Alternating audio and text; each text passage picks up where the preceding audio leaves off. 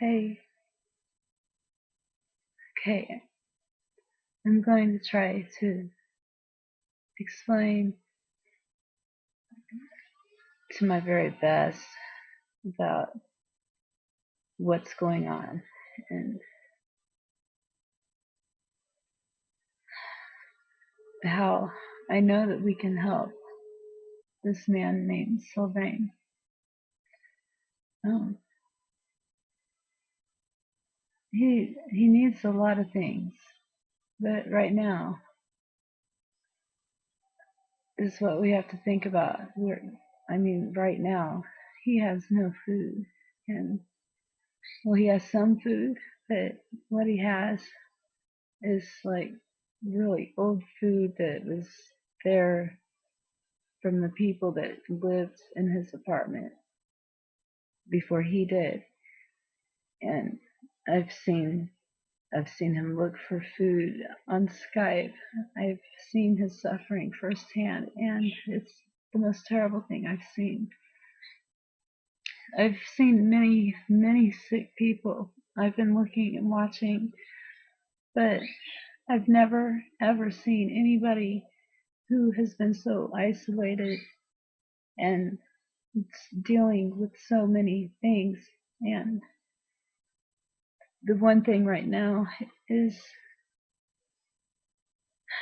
that his environment is very, very, very just, it's a death sentence to him in Quebec.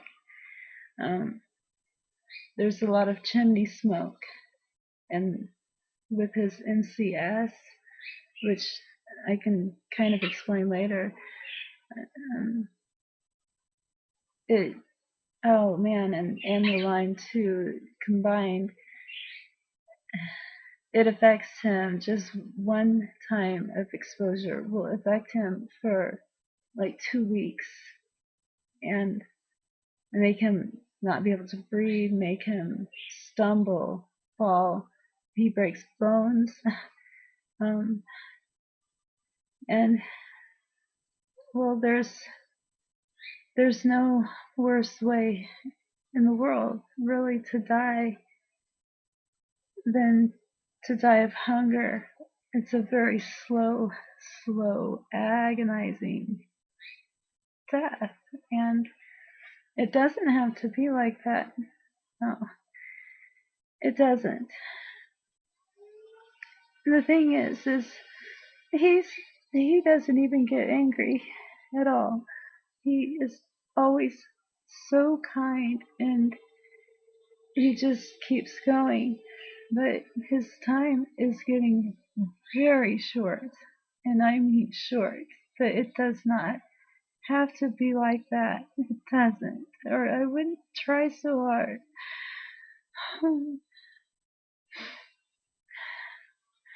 So basically, right now, just right now, it comes to this. It comes to just this. Just a little bit of money, just a little bit of pocket change, $1, just something to donate to a page, a donation page, and at least help him get some food and help him make it through this winter. Now, also, he also needs, I mean, it's piles of needs, it is. And I know that we can't do everything for him, and he knows that too.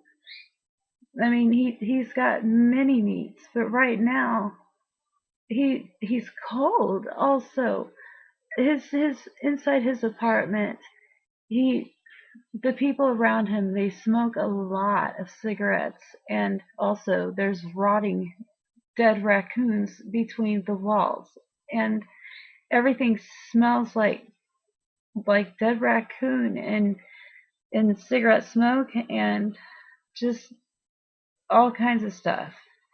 He lives above. He lives above uh, other people. as I understand it, kind of like a house or something. And they smoke all the time, constantly, all the time, lighting cigarettes up. So he has to open his windows in Quebec, Canada, where there is tons of snow right now, and it's freezing. I mean, you wouldn't believe how cold it is there. I mean, it's, oh man. Um, I'm trying just right now to tell you, like what's extremely important right now.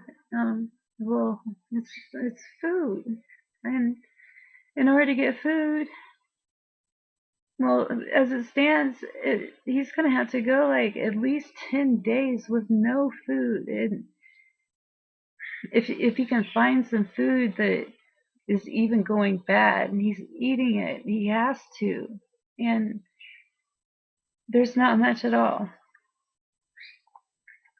He can't drink water from a normal sink. He has to have water that is safe for his body, so he has to buy that too.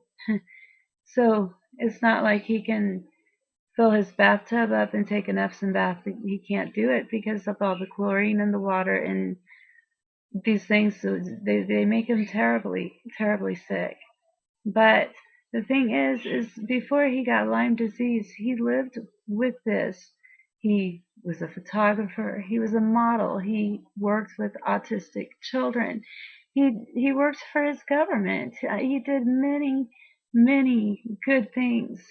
And it's like the whole world just dropped him. And we continue to do it.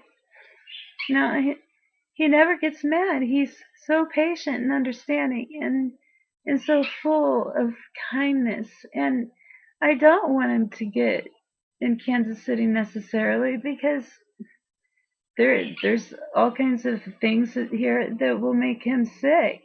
Like, our gas. I mean, he can't handle that. And all the wireless stuff going on in the big cities, well, he can't handle that either. So what he has to do sometimes, especially during winter especially, oh my goodness, he, like other MCS patients, he has to travel. It is not about a luxury thing. It's about survival.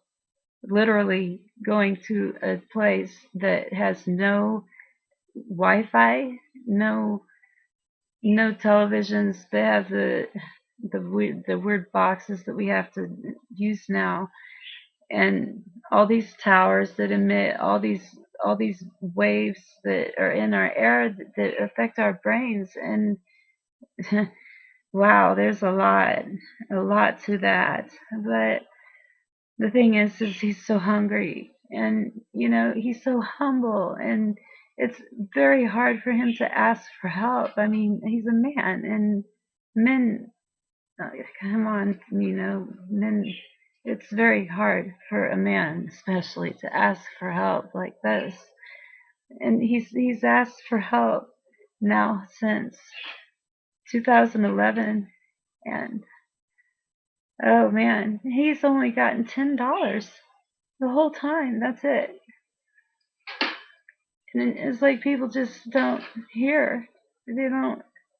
They look away. And in Quebec, people do that all the time.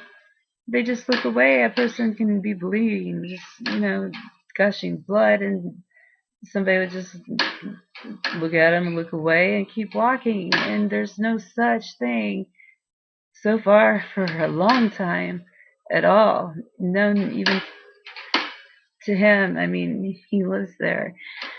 Um, they they just don't care about each other at all. They only care about themselves.